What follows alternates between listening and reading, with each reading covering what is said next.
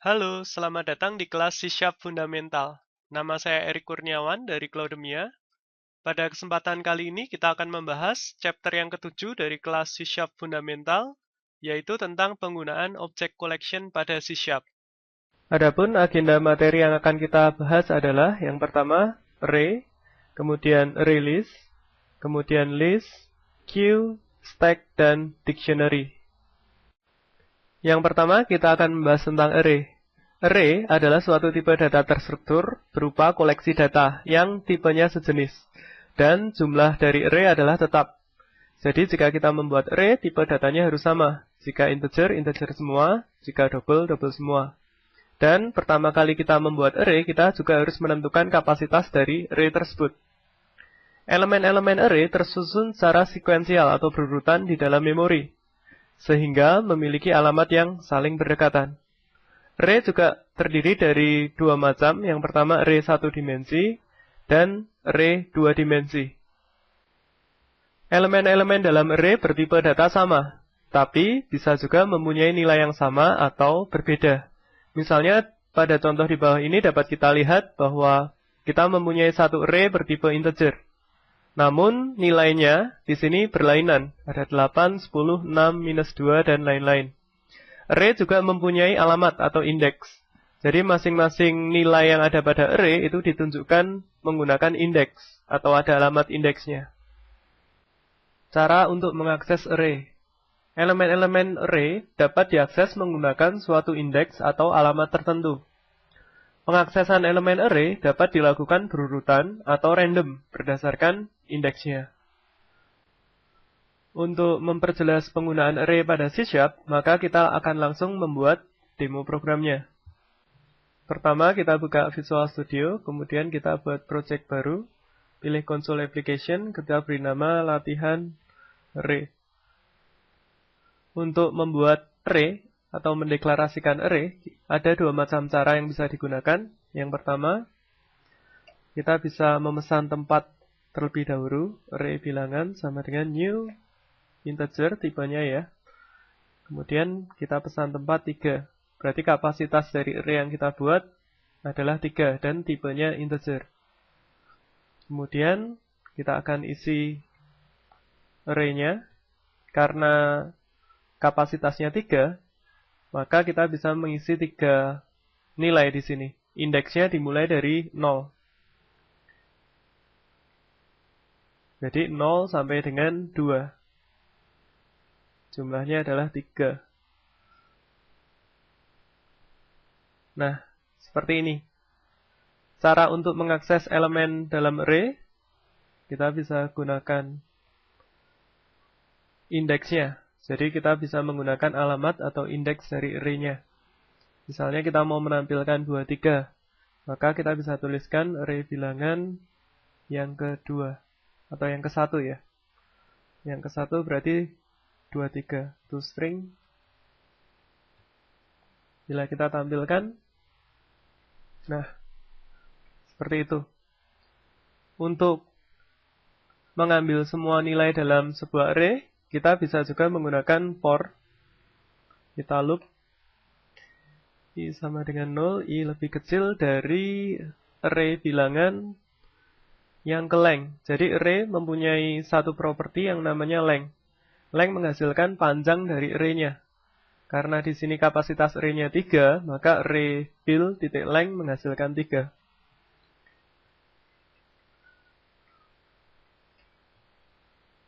Kita bisa tampilkan array bilangan yang ke i. Jadi kita akan tampilkan semua nilai dari array-nya. Nah, seperti ini.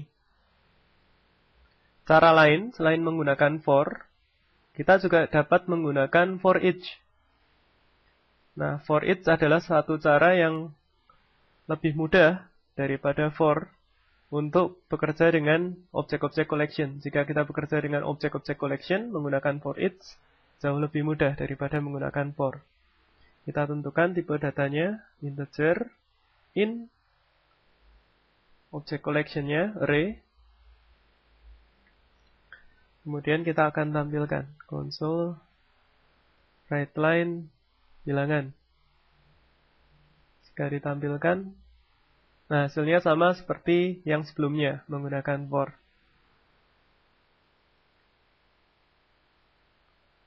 Kemudian ada cara lain untuk mendeklarasikan array, yaitu secara langsung. Misalnya array of string, tipenya string, nama sama dengan, nah kita langsung menginisialisasi nilainya.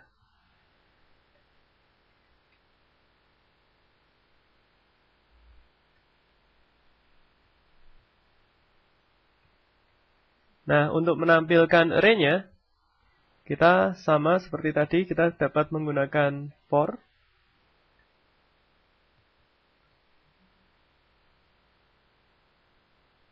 Array nama dot length plus plus.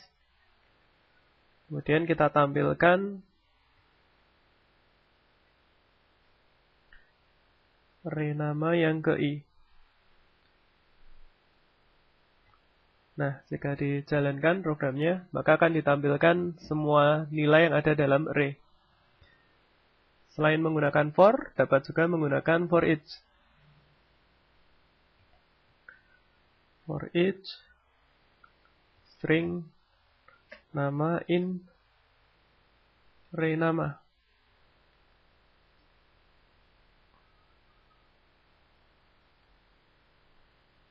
Nah, bila kita jalankan, hasilnya sama dengan yang tadi. Hanya ini menggunakan statement for each.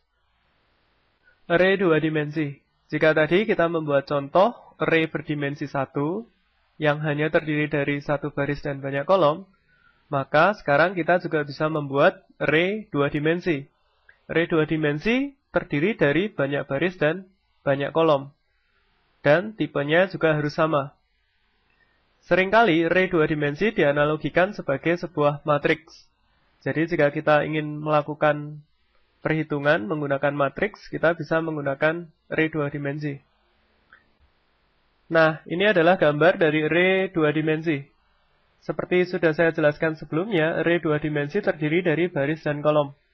Pada contoh berikut, array-nya terdiri dari 3 baris dan 4 kolom. 3 dikali 4. Jadi yang pertama baris, yang kedua adalah kolom. Gambarnya, representasinya mirip dengan matriks. Di sini yang vertikal adalah baris, yang horizontal adalah kolomnya. Untuk lebih memperjelas penggunaan array 2 dimensi, maka kita akan langsung membuat programnya. Kita buka Visual Studio, kemudian kita buat project baru. Pilih Console Application, kita beri nama latihan array 2D. Kita OK. Kemudian di sini kita akan membuat array 2 dimensi. Kita deklarasikan. Nah, cara pendeklarasikan array 2 dimensi adalah sebagai berikut.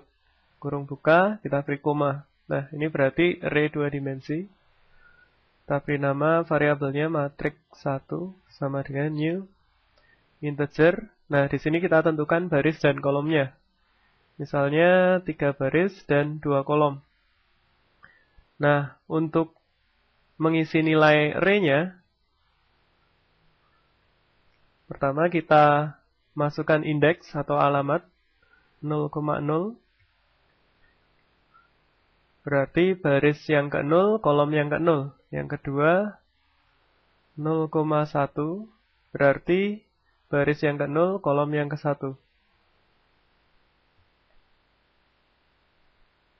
Kemudian baris yang pertama, kolom ke 0.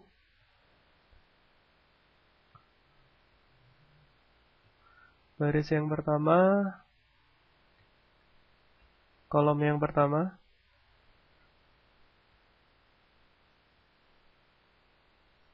Baris yang kedua, kolom yang ke 0.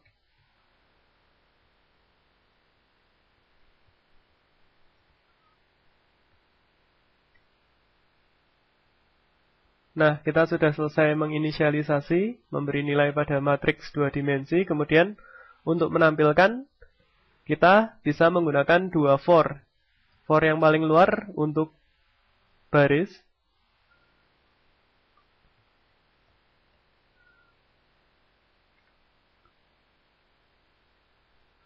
lebih kecil baris 3. B++. Kemudian for yang kedua untuk kolomnya.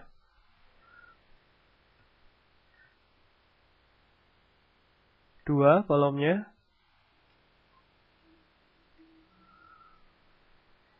Kemudian kita akan menampilkan nilai yang ada dalam matriks tersebut. Matriks B baris, koma, kolom. String. Nah, di sini console write, bukan write line ya. Jadi kita cetak ke samping. Kemudian di for paling luar kita beri console write line untuk enter. Nah, jika kita jalankan programnya, akan dicetak matriks 3 kali 2. Object collection. Selain menggunakan array di .NET, kita juga bisa menggunakan objek-objek collection yang lain.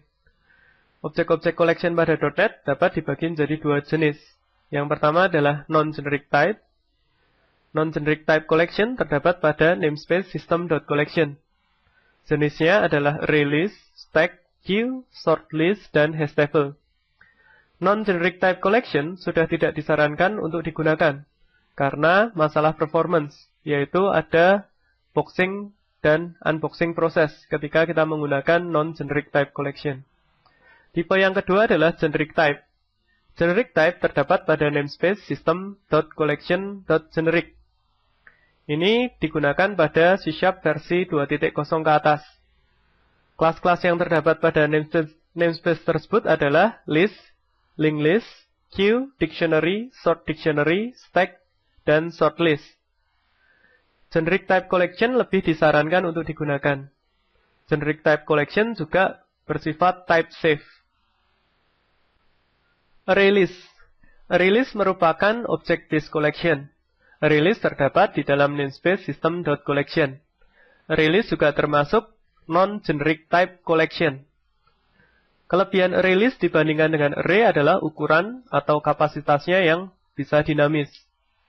Array list sudah tidak disarankan lagi untuk digunakan karena ketika kita menggunakan array list terjadi proses boxing dan unboxing. Untuk memperjelas penggunaan objek array list, kita akan langsung membuat demo programnya.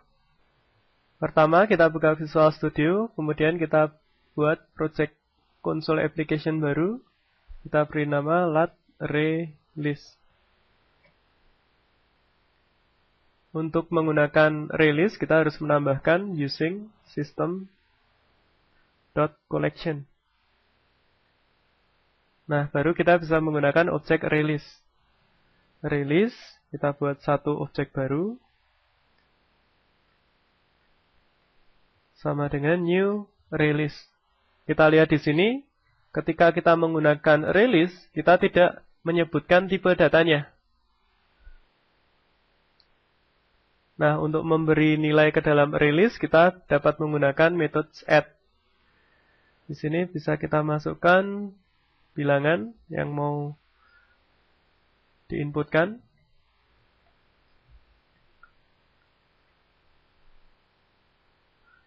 Kita masukkan 3 bilangan saja. Nah, kemudian untuk menampilkan nilai dalam array list, caranya, nah, kita bisa masukkan indeksnya. Misalnya kita mau indeks yang pertama.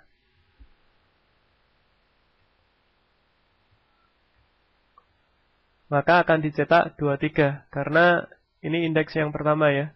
Indeksnya dimulai dari 0, sama dengan array. Untuk menampilkan semua nilai yang ada pada array list, kita juga bisa menggunakan for each.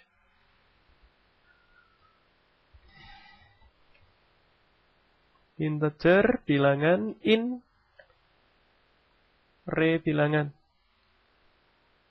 Kemudian di sini kita cetak console write line bilangan to string. Kalau kita jalankan, nah, dicetak semua bilangan pada array-nya. Array list tidak disarankan digunakan karena pada penggunaan release, kita menggunakan proses boxing dan unboxing. Maksudnya bagaimana? Maksudnya seperti ini. Di sini release tidak memiliki tipe data. Nah, ketika kita memberi tipe data integer di sini 12, maka secara otomatis release akan mengkonversi integer tersebut 12 ke objek. Nah, itu yang namanya proses boxing. Kemudian pada saat for each, kita juga akan mengkonversi dari objek ke integer lagi. Nah, itu proses unboxing. Nah, karena itu release sudah tidak disarankan untuk digunakan. Release juga bersifat non-type safe. Jadi, karena tidak ada tipe datanya, kita bisa menambahkan tipe sembarangan di sini. Misalnya bukan tipe integer, kita tambahkan tipe string. Nah, Visual Studio tidak bisa menangkap ini sebagai error. Jika kita jalankan, baru terjadi error. Nah, seperti itu. Nah, itu alasan mengapa release tidak lagi disarankan untuk digunakan. List. List merupakan object-based collection. List terdapat di dalam namespace system.collection.generic. Berbeda halnya dengan release, list termasuk di dalam generic type collection. List juga memiliki ukuran atau kapasitas yang dinamis. List bersifat type safe collection, tidak seperti release. Karena tipe data pada list itu jelas. Jadi kita bisa mendeklarasikan tipe data pada list. List juga tidak menggunakan proses boxing dan unboxing. Sehingga list disarankan untuk digunakan. Untuk lebih memperjelas penggunaan list, kita akan langsung membuat demo programnya.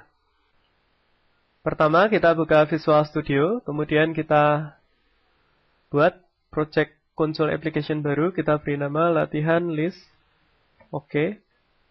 Class list terdapat pada namespace using system_collection.generic. Sekarang kita akan mencoba membuat list baru, tipenya list. Nah, di sini perbedaannya dengan release, list bisa memiliki tipe data. Jadi kita bisa mendeklarasikan tipe data dari nilai yang akan kita masukkan ke dalam list. Ini yang disebut sebagai type safe collection. Jadi ketika kita memasukkan nilai menggunakan metode add, di sini akan dicek tipenya. Jadi tipenya harus string.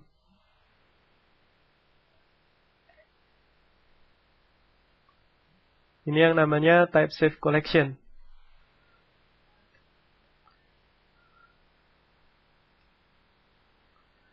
Jika kita memasukkan nilai yang tipe datanya bukan string, maka ketika dikompil Visual Studio akan menunjukkan error.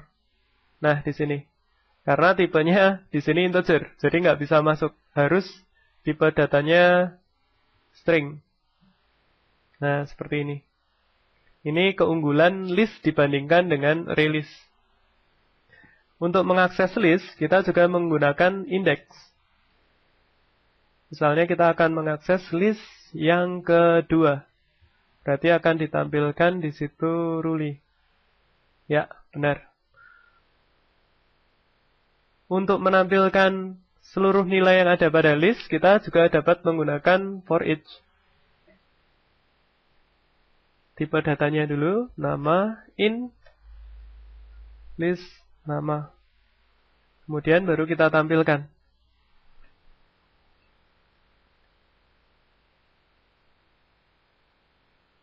Nah, di situ akan ditampilkan semua nilai yang ada pada list tersebut. Berbeda dengan release, pada penggunaan list kita tidak melakukan proses boxing dan unboxing karena tipe datanya sudah jelas atau type safe. Untuk menghapus elemen pada list, kita juga bisa menggunakan metode remove add. Jadi misalnya kita mau menghapus elemen kedua, maka kita tinggal menuliskan list nama remove add 2. Maka di sini Ruli dihapus. Nah, seperti itu. Stack. Stack adalah struktur data yang merepresentasikan tumpuan. Stack merupakan object-based collection. Stack terdapat di dalam namespace system.collection.generic. generic. Stack memiliki ukuran atau kapasitas yang dinamis. Seperti juga list, stack juga bersifat type safe collection. Stack mempunyai aturan LIFO, yaitu last in first out. Jadi data yang terakhir masuk akan dikeluarkan pertama kali. Stack terdiri dari dua metode utama, yaitu push untuk memasukkan data dan pop untuk mengambil datanya dari stack. Contoh dari penggunaan stack adalah sebagai berikut. Misalnya kita push satu nilai, kemudian kita push 2, maka 2 akan menumpuk di atasnya 1, nilai 1. Kemudian push 3, maka 3 akan menumpuk di atasnya 2. Jadi metode push digunakan untuk memasukkan data ke dalam tumpukan. Kemudian untuk mengambil datanya kita bisa menggunakan metode pop. Misalnya di sini pop, maka elemen teratas akan diambil. Jadi 3 akan diambil. Kemudian pop lagi, elemen 2 akan diambil. Dan terakhir kita push lagi, kita masukkan elemen 4 ke dalam tumpukan. Untuk memperjelas penggunaan stack, kita akan membuat demo programnya sebagai berikut. Kita buka Visual Studio, kemudian kita tambahkan project baru dengan nama latihan stack.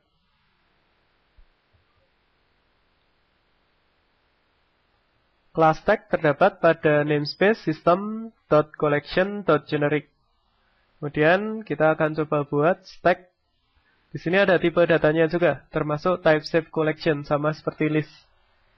Tambahkan string, kemudian stack nama, new stack. Nah, kita membuat stack baru, kemudian kita akan menambahkan nilai ke dalam stack. Nah, kita harus menggunakan metode push. Nah, ini kita tambah data baru, kita masukkan ke dalam tumpukan stack nama push. Jadi untuk memasukkan nilai menggunakan metode push.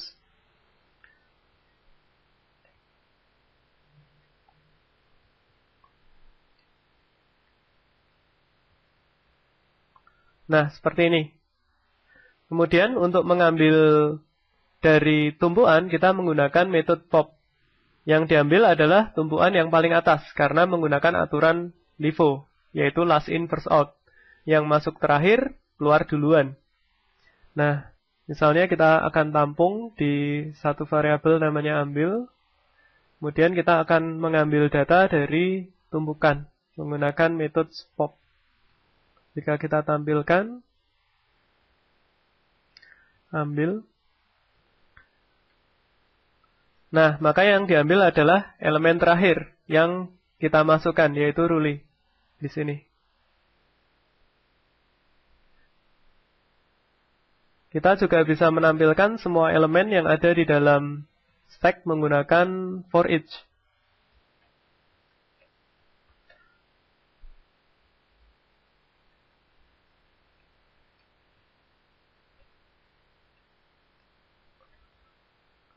Karena aturannya LIFO, maka yang akan ditampilkan adalah objek yang terakhir dulu, diikuti objek-objek yang sebelumnya. Jika kita tampilkan, nah di situ baru ditampilkan dari Ruli, Welly, baru Eric. Jadi dari objek yang terakhir kali masuk. Nah itu adalah representasi stack atau tumpukan. Queue.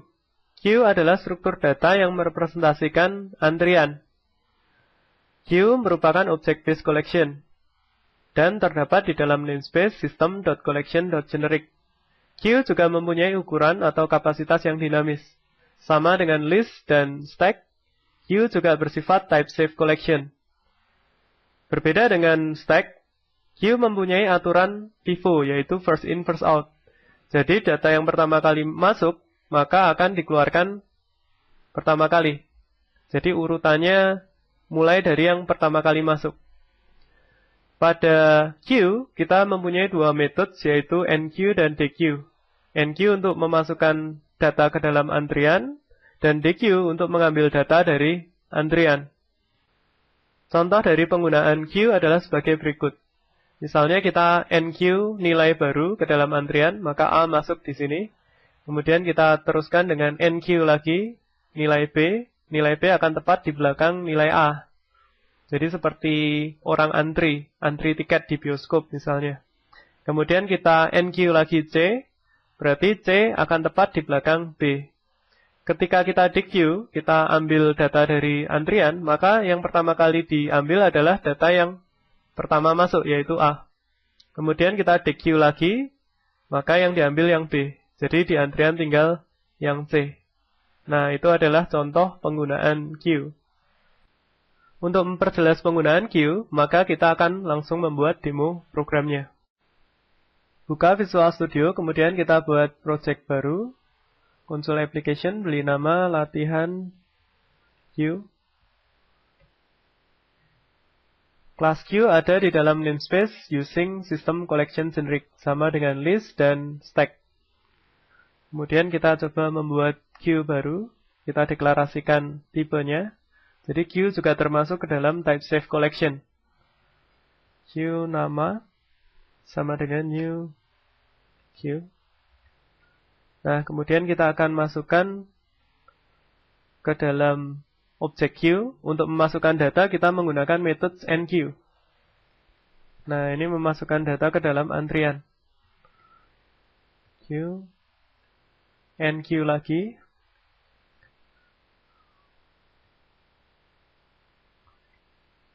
Queue, enqueue. Masukkan 3 data ke dalam antrian. Untuk mengambil data dari antrian, kita bisa menggunakan metode dequeue.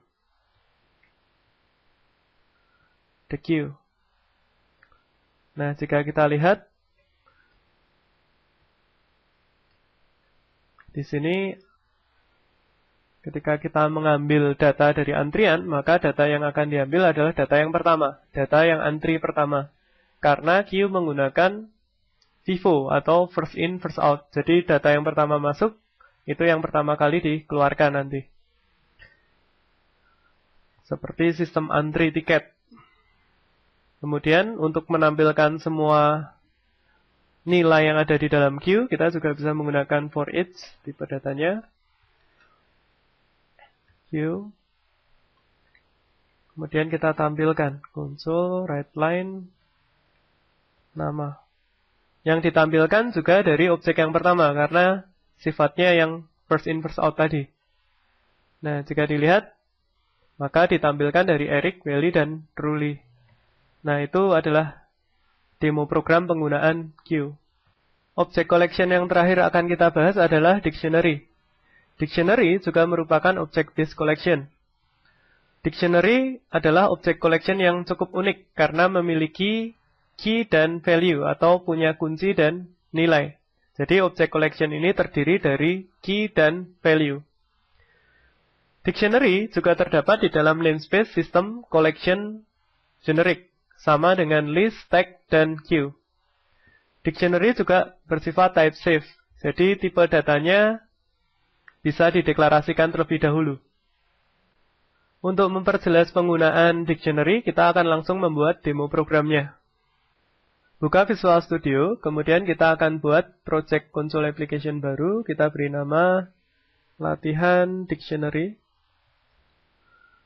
Oke, dictionary terdapat pada namespace using .collection.generic. Oke, kemudian kita akan buat dictionary. Berbeda dengan list, tag, dan queue, dictionary mempunyai 2 elemen di sini, yaitu key dan value. Jadi, ada elemen kunci.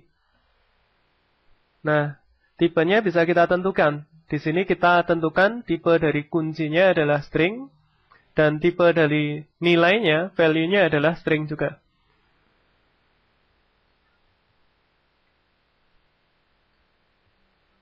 Sama dengan new dictionary, sama string dan string.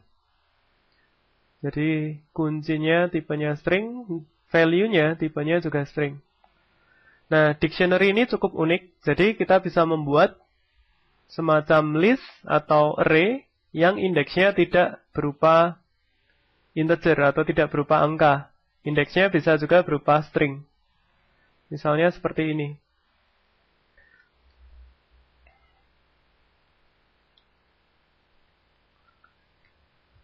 Nah, di sini indeksnya adalah name. Jadi indeksnya tidak berupa angka 0, 1, 2, dan seterusnya seperti list atau array pada umumnya, tapi indeksnya berupa string.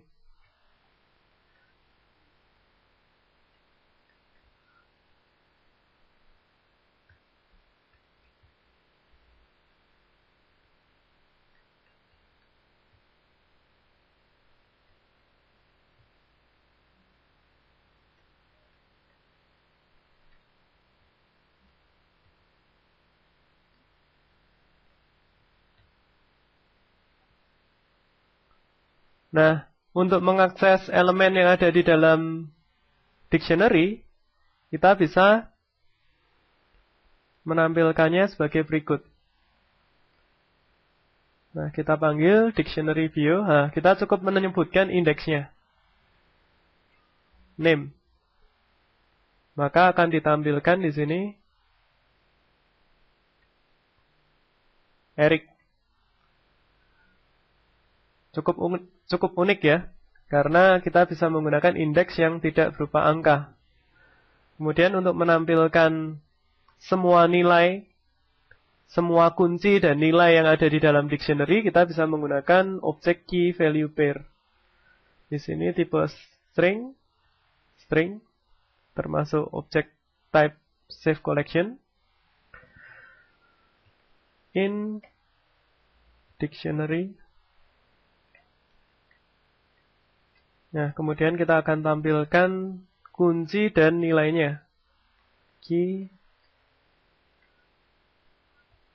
kvp.key ini untuk menampilkan kuncinya.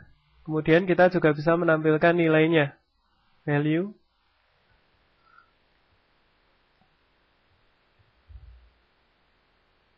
Nah, seperti ini. Jika dijalankan, nah di sini akan ditampilkan key-nya name, value-nya Eric, key-nya job, value-nya lecture, key-nya city, value-nya Jogja. Jadi dengan menggunakan dictionary kita bisa membuat list yang indeksnya bukan angka, tapi bisa juga indeksnya tipe data yang lain. Misalnya di sini adalah string. Sekian presentasi dari saya. Terima kasih. Kita akan berjumpa lagi di tutorial selanjutnya.